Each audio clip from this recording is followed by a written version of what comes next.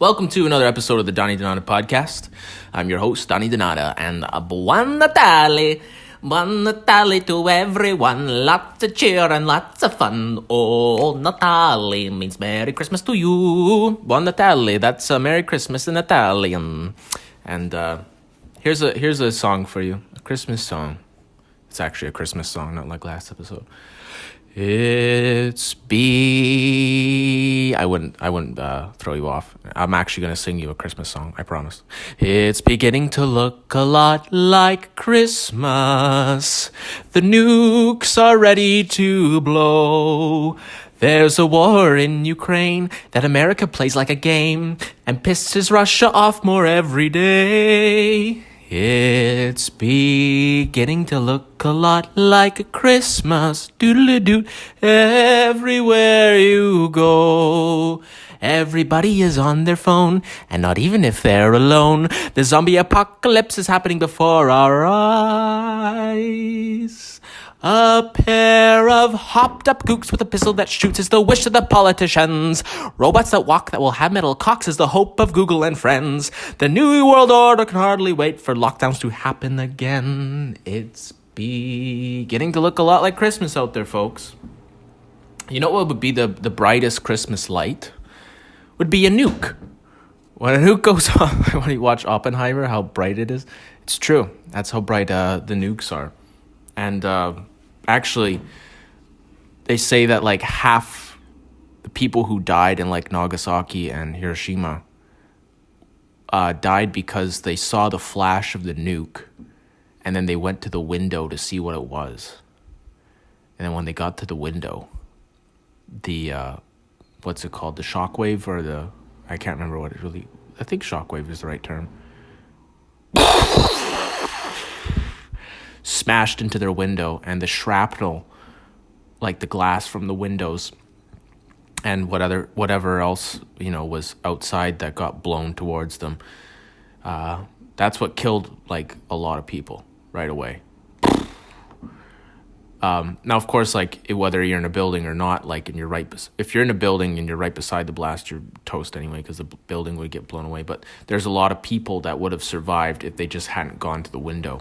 So, PSA for the world, if you see a giant Christmas light outside and it's actually a nuke, don't go to the window.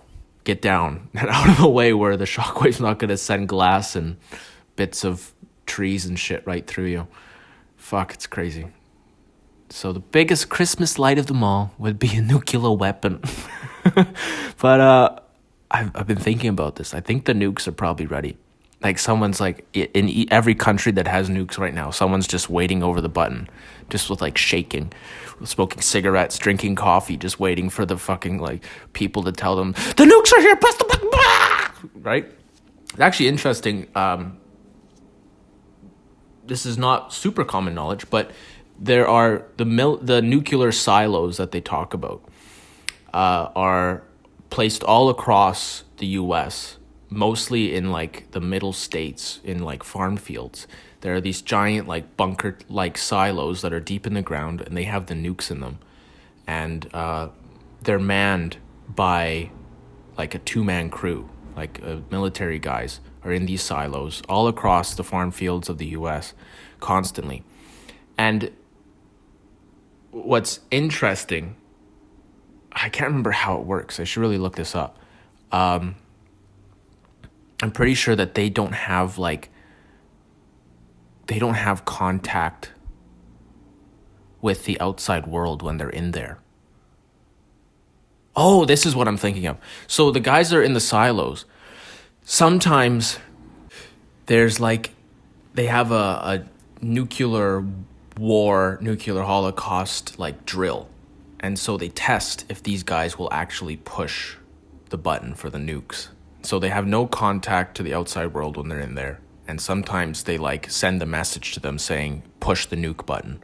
And they see if they actually do it. And of course they can manipulate it so that if they actually push the button, the fucking thing doesn't go off. But they test them to make sure that they have guys in there that'll actually push the button.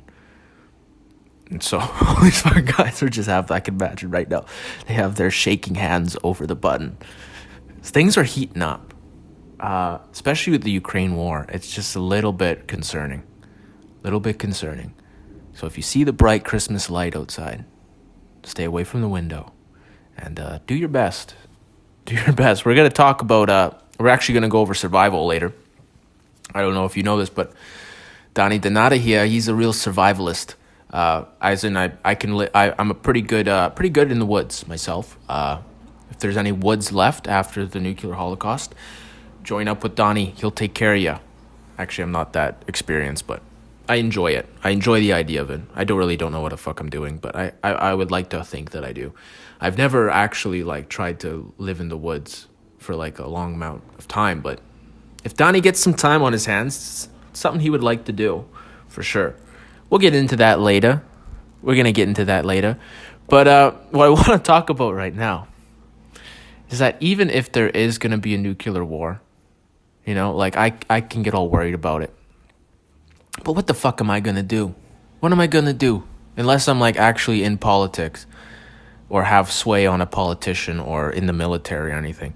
They're going to do what they're going to do. They're going to keep supporting the war in Ukraine. I can get out there and yell and say, stop it. I can get everyone else to go, stop it. And maybe then we would save the world from nuclear holocaust. But that takes a lot of effort to fucking get out there and fucking go battle every day. These people that they go to war every day and they put on the fucking uniform and they're on TV or they're on Twitter or they go to their, office job and are ready to fucking defend their political views. My hat's off to you. I couldn't do it.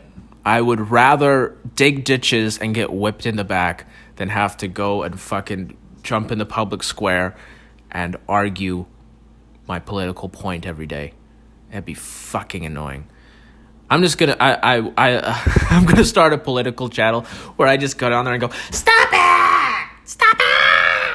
just constantly. I'll pick a side and just yell stop it at the other side. It'd probably be be more effective, possibly. The AI, the robots, the metal cocks that are gonna be fucking us. Scary sometimes. What scares me is that someone like Elon Musk is terrified about it. That he's a couple years ago I was listening to his interview he had with this New York Times thing or whatever. It was a fucking annoying interview. The interviewer was he was blind. I don't know. Elon and that guy mixed together was really kind of harsh to take. But anyhow, beside the point, Elon was saying how he used to lose sleep a couple years ago over AI, and that he had to come to the point where he's just if it's gonna take us all out, it takes us all out. And now he kind of has a fatalistic view, but trying to hold optimism. And so he's a lot smarter than me, and he's actually I have to say that. I have to say Elon Musk is smarter than me.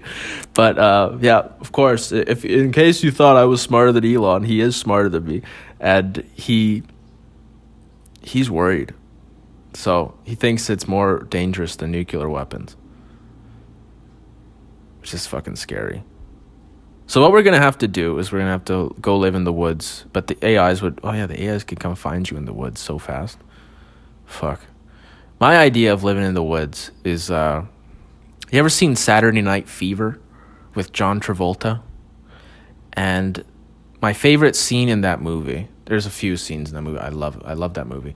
But I like the Zumba class scene when he's in there and the lady's humping at the front and everyone's humping along with her. I want to go to Zumba class so bad because of the scene. And John Travolta has a half hard on and he's humping in his short shorts, and this lady is fucking getting wet up there at the front humping. That's my idea. We go in the woods and we do Zumba class.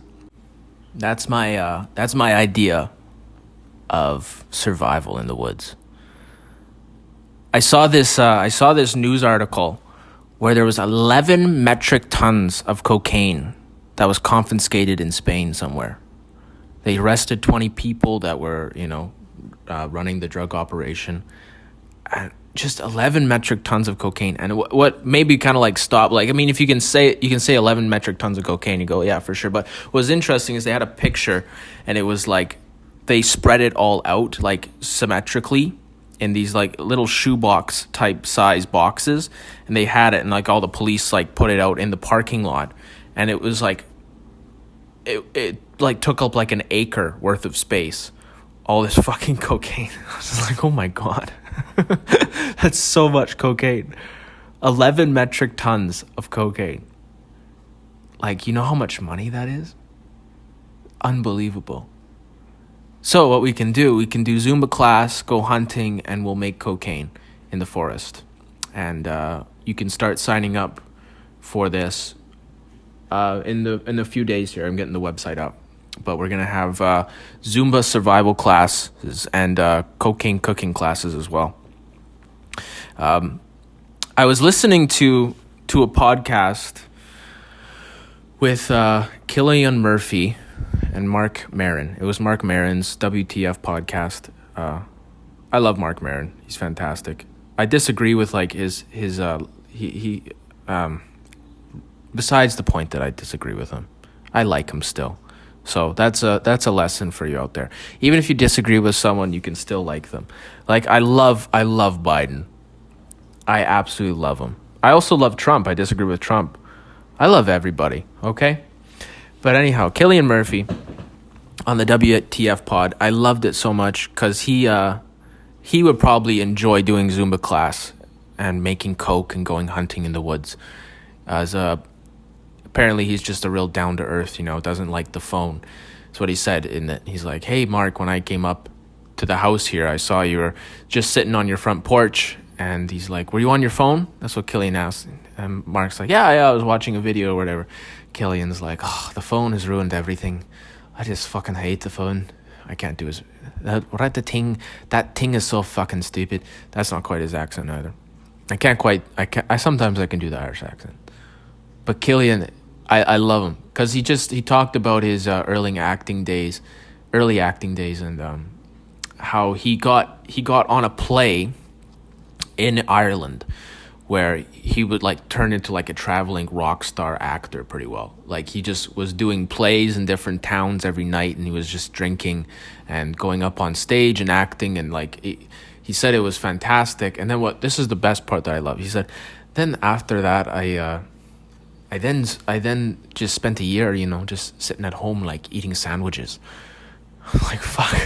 He's like, just off the dough that I made from doing the acting gig, then I just stayed at home for a whole year just eating sandwiches. I was like, wow, that sounds like so much fun.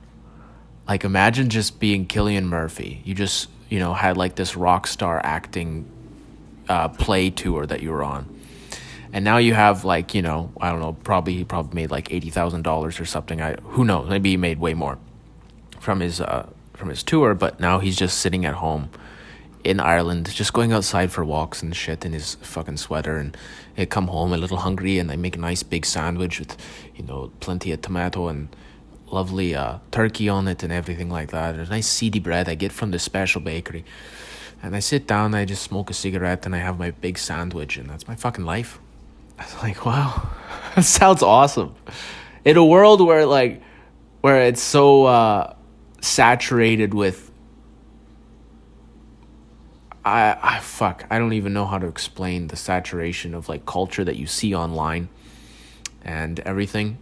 The real world is that you can just walk around and then go home and have a sandwich and read a book, smoke a cigarette, get a little drunk, go to bed, wake up and do it all again, and it's enjoyable. Go to the pub on the weekend and you can live that life. I think I prefer that 100% than living in the world of, well, of course you have to make money to be able to earn that kind of life. But I don't know, that kind of life is becoming more attractive to me. I do enjoy like the fast pace, moving around, going from here to there.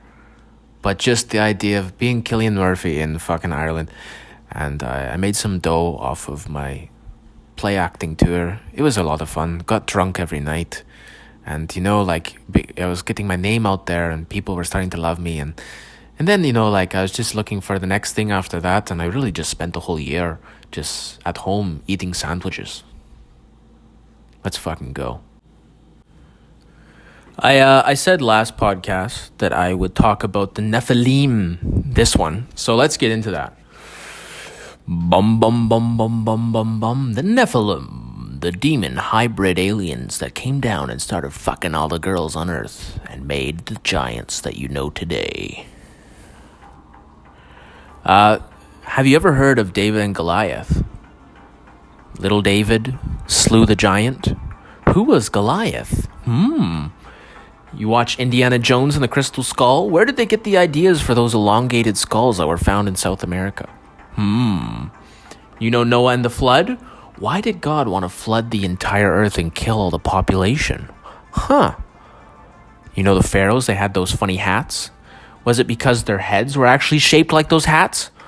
Who built the pyramids in Machu Picchu? And why, when Joshua and the children of Israel went in to take the promised land, were they commanded to kill every last Canaanite? Why would God want them to do that? I thought God was loving. Why did he want them to kill all the people? How come the Nazis were so technologically advanced? All this is answered in the Bible in Genesis chapter 6. When the fallen angels, demons, came down to earth in human form and started fucking. They went and got all the hot ladies, got them all together and started inseminating them with their demon jizz. Oh my God. And then from them came the demon hybrid giants, the Nephilim, that are still among us today. So maybe we should start off with the idea that, the devil in the Bible, he used to be like the head angel in heaven. He used to lead all the singing and the music, and he was so fucking good at it that he thought he should take over from God. And God didn't like that, so he cast him out. And a third of all the angels thought he was so cool that they followed him as well. And those are the demons. So it's interesting. It's like, God, what are you doing creating your own fucking enemy? You knew this was going to happen. Anyhow, God's thoughts are not my thoughts. His ways are not my ways. My Lord and Savior, Jesus Christ, he knows there's a reason for why he made these decisions. Okay. But let's talk real quick about how the Bible was written. Before we get to the Nephilim, we'll talk a little bit more about them. But the way the Bible was written was apparently when Moses took the children of Israel out of Egypt and they crossed the Red Sea, and then they were over in the Sinai desert for 40 years. During those 40 years, that's when Moses wrote the 4 first books of the Bible, which seems a little hard to believe, but that's fine. That's fine, totally. He totally could have. And in the first 4 books of the Bible, mainly Genesis, he covers like 1,000 years of human history, right from Adam to when you get to Moses. So he wrote in Genesis from Adam to himself, and that's quite a lot of history to know as just one guy. But apparently he did, of course, because God was telling him what to write, right? It wasn't just Moses writing, of course. And so he wrote all that history in Genesis, and then Exodus, Leviticus, and Numbers, the other 3 of the first 4 books, are all about Moses and the children of Israel in the desert for those 40 years. So it's fucking funny. There are the first 4 books of the Bible. The first book covers 1,000 years. The other 3 cover 40. Pretty funny. But it's because Moses was the guy writing them, and he was in the desert. And it's a little bit hard to believe. But what's interesting about those first 4 books of the Bible, that Moses, of course, he wrote them, is that when you look through the first 2 books of the Bible, every 49th letter, if you spell them all out, it says Torah. And that's the Jewish word for the first 4 books. So every 49th letter, if you take those out, then you will spell Torah, Torah, Torah, Torah, Torah. And you go to the second book, Torah, Torah, Torah, Torah. You get to the third book, and you do it, and you go, oh, it's not doing it here. So instead, you take every 7th letter, and what does it spell? The unpronounceable name of God, Yahweh. Wow. You go to the 4th book, it's not the 7th, it's every 49th again, but it's not in order. It's spelling Torah backwards, pointing back towards that 3rd book. Huh? And what's in the 3rd book? The law. Actually, I got this mixed up. The first book, it spells Torah going towards God. And then the second book, it spells God's name. And then this last 2, it's pointing backwards towards him. It's pretty amazing. So whoever wrote them definitely wrote them with some intention to do that. Because there's no way that happens on accident. Unless, of course, God is actually writing it through man. Huh. Maybe. Curious. But I just say that just to give this a little bit more credence. That, like, either the people who wrote the Bible were very, very smart and doing it with a lot of intent, not just kind of making stuff up. Because to be able to do that kind of coding into the Bible is pretty fucking hard to do. I'm going to talk about the New Testament codes as well in Matthew that are fucking nuts too. We're going to get to that. But it's very interesting because for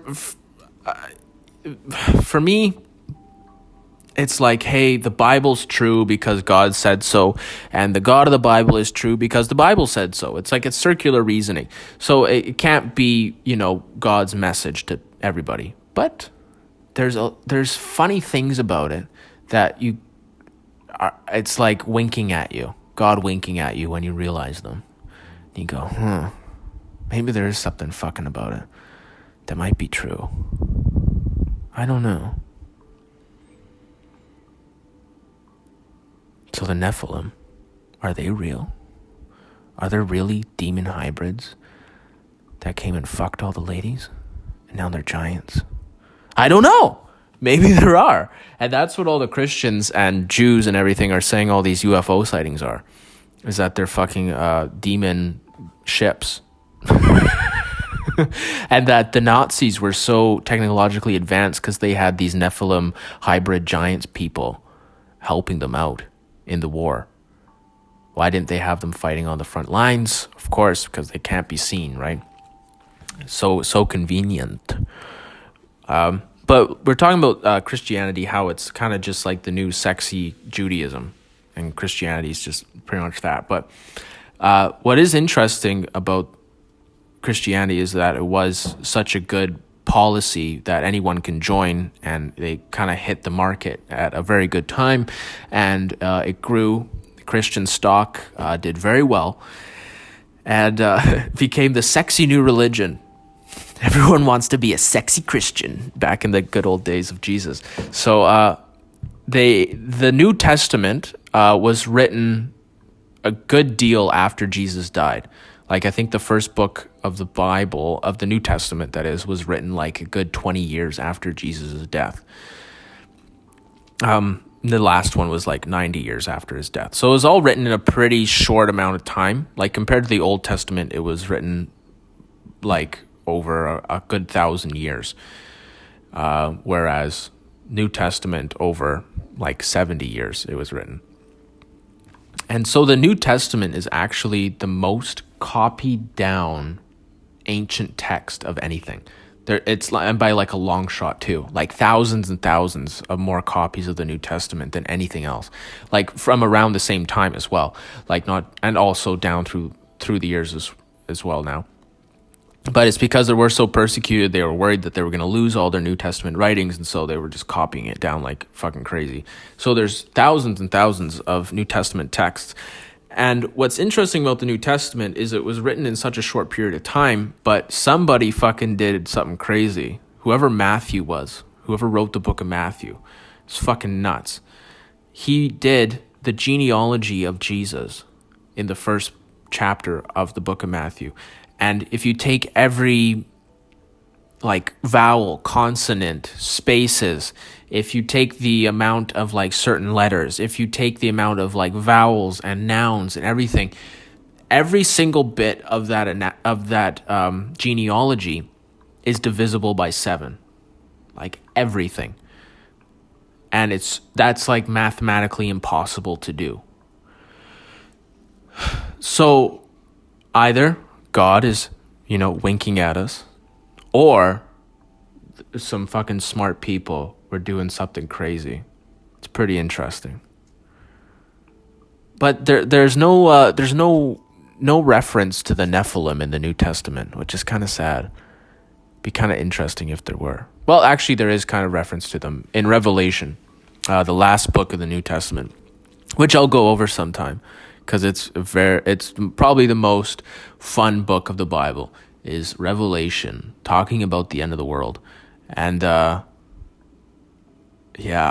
there's so much to go into there. We're talking about the mark of the beast, the Antichrist, the plagues that are going to come on the earth, all the destruction and death, the whore of Babylon in Revelation chapter 17. Ooh, interesting. We'll go over that sometime. But what I wanted to say is that there's a lot of stories of these giants being found today. In like, there was this one guy who came out and said that he was like, a Black Ops, pilot, and that he was, sent over on this mission, and that he found there was this big giant, like 15-foot body bag, and they opened it up. There was this giant inside and stuff like this. There's a lot of stories like this, but but it's just interesting. Of course, I'm very, very skeptical about this. But I know a lot of people who actually believe this, and it's fucking bananas. That, I know actual people who are just like they live and die by this, and very, very, very interesting. Not for me. Yeah. Wild if it was true, though. I'll do another pod about Revelation another time. I'll try to be more prepared so that it's a bit more flowy, but whatever. Fuck it. Let's talk about Oppenheimer. I watched it the other day. That's why I ended up listening to the Cillian Murphy episode with Mark Maron. But I loved it. I loved the movie. It was very, very good. It was maybe... I might have edited it a bit different myself, of course, but I still loved it. And the ending of the movie was perfect. You couldn't have ended maybe one of the top 3 endings of any movie for me. Like, it was such a satisfying ending. I loved it. Absolutely loved it. And spoiler alert, if you haven't already watched it, skip ahead 30 seconds. I'm just going to say this, but when Oppenheimer, he goes, "Hey, Albert, remember when I said that we could start a chain reaction that could end the world? I think we did." And that moment, and then the music and the little montage showing the ICBMs and all the nukes going, I was just like, fuck. Like, it really hit home that, like, that could be the truth. It was fantastic. Absolutely fantastic. Remember, if you see the Christmas light in the sky, don't go to the window. But, fuck, I loved the... I loved all the sex in it. That was great. And I loved the pacing. I loved that you had to be, like, really paying attention to be able to hear and understand what was going on. And, it's not perfect by any means. I might have, put some more emphasis on actually, like, building the bomb and kind of bringing you along through that. You kind of see it happen here and there. I would have liked to actually, them to explain how they came up with doing it and everything, and feeling as if you built the bomb alongside with everybody instead of just kind of showing up on the day it was done. But besides that, it was good. I like the fact that at one point they're just like, they're having a meeting about which city to drop it on. And the Secretary of State or whatever, he's just like, yeah, don't drop it on that one. I had my honeymoon there. You know?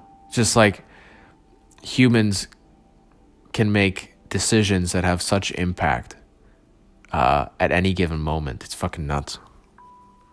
I like it. I want to say this. I like the world of the phone. Even though, Killian, he says that the phone has ruined everything. He's right. But it's also brought along a whole world of goodness that could never have been. Like the world of video games. Like people live other lives, really. That usually people who play a lot of video games don't have a big life. But like Elon himself, he plays a ton of video games apparently. But if you ever get yourself into a good video game, it feels like you're living a different life. And even like if you're on social media, like it feels like it's a different life as well. And so you know what? The phone has ruined everything, but it's also created a whole other dimension that would never have been. That's what I'm thinking about, like these podcasts and stuff. It's like I'm uploading my consciousness already. Like I've started it. And like everybody could have a podcast like this and just speak into the void and upload their thoughts and exist potentially forever.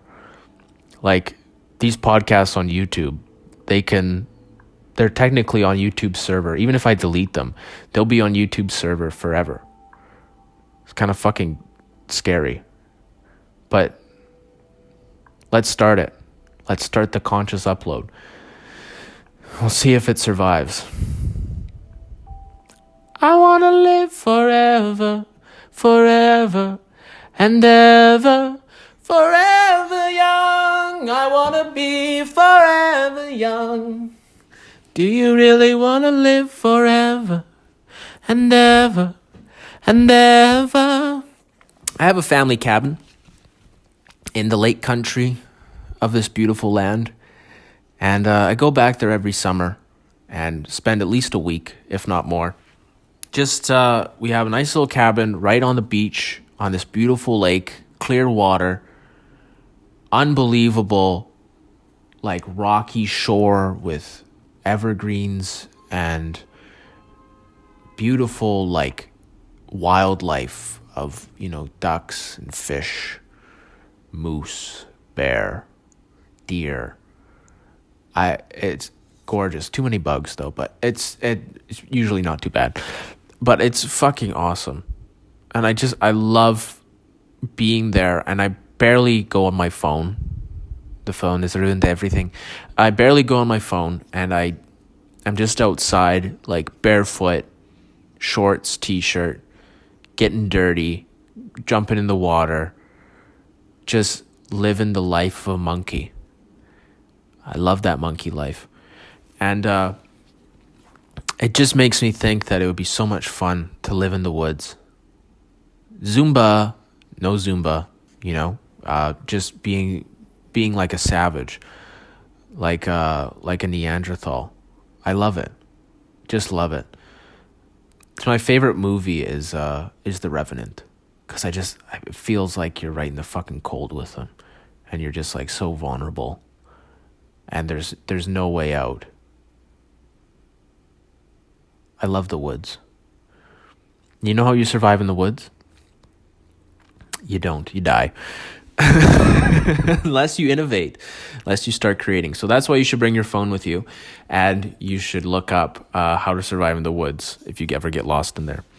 But my favorite part about being at the cabin is late at night when it's dark out, the moon comes up, the stars come out, and there's very little light pollution there. You can see the Milky Way and like all the craters on the moon, and it's such a feeling. And I've never got a chance to do it, but I would love to be there on mushrooms and be able to drink some beers, buzzing on mushies and beers, and just stand out on the beach with the bonfire going. And you really get the sense that you're on a floating rock in space.